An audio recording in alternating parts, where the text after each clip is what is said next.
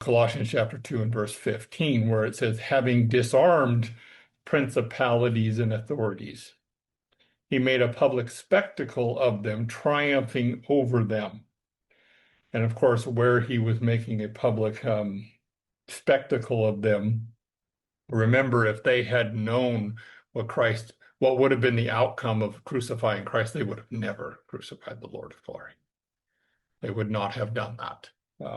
Satan thought he was getting one over on the situation. That is over in 1 Corinthians chapter 2. I want to say it's around verse 10, but I'm probably a little bit too far down.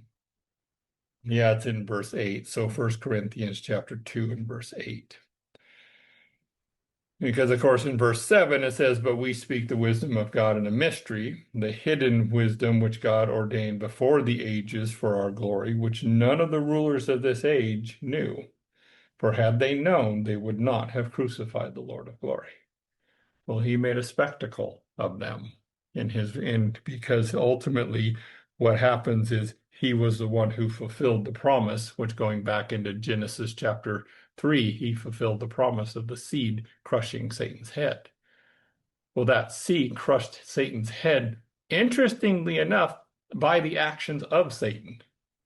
Because Satan putting a righteous man to death, the only rational, righteous response to that is to raise him from the dead to where he can die no more. Which means Satan, as a matter of fact, and once he was raised, he was also given authority completely over all of the principalities and powers specifically. He is the King of Kings and Lord of Lords. We see this over in Revelation.